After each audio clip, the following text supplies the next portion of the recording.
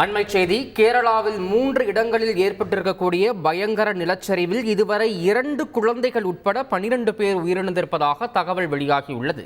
கூடுதல் விவரங்களை வழங்குவதற்காக இணைகிறார் நமது செய்தியாளர் சிவசபாபதி.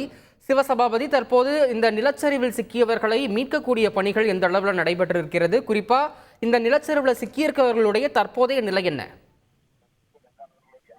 நேற்று இரவு பெய்த கனமழையில பாத்தீங்கன்னா வயநாடுல இருக்கிற மேப்பாடி, சூரல்மலை, முண்டக்கயம் போன்ற இடங்கள்ல 3 முறை தொடர்ந்து அடுத்தடுத்து நிலச்சரிவு ஏற்பட்டுச்சு. இதனால பாத்தீங்கன்னா இந்த நிலச்சரிவுல நூற்றுக்கணக்கான மக்கள் மாட்டிருக்காங்கன்னே சொல்லலாம்.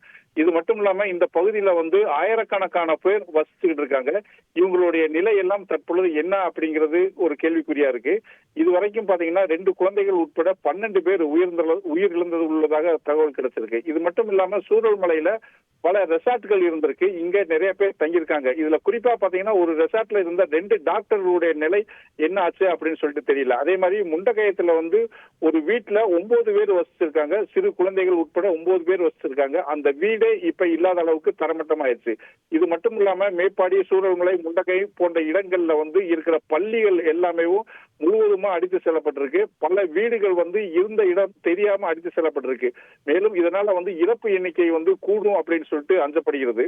தற்பொழுது பாத்தீங்கன்னா NTRF மற்றும் தீயணைப்பு துறையினர், போலீசார், வருவாய்த்துறையினர் இவங்க எல்லாமே பாத்தீங்கன்னா மீட்பு பணியில ஈடுபட்டிருக்காங்க. மழை சற்று குறைவாக இருக்கிறதுனால இந்த மீட்பு பணி விரைவாக செயல்பட்டு இருக்கு. இது மட்டும் இல்லாம பாத்தீங்கன்னா இவங்களை மீட்டெடுக்கிறதுக்காக 2 ஹெலிகாப்டர்கள் வரவழைக்கப்பட்டு அந்த ஹெலிகாப்டரும் இவங்களை மீட்டெடுக்கிறதுக்காக முயற்சியில ஈடுபட இருக்கிறாங்க. தற்பொழுது கேரளாவுக்கு இனியும் 24 மணி நேரத்துக்கு கனமழை எச்சரிக்கை கொடுத்திருக்கிறதுனால அடுத்து கனமழை இருக்கக்கூடும் அப்படிங்கிறதுனால இந்த மீட்பு பணியை அதாவது உடனே செய்யணும் அப்படிங்கிறதுக்காக முயற்சி எடுத்திருக்காங்க.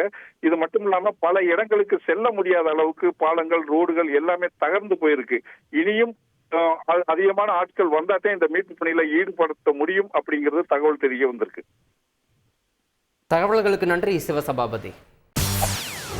செய்திகளை உடனுக்குடன் தெரிந்து கொள்ள உடனே சப்ஸ்கிரைப் பண்ணுங்க.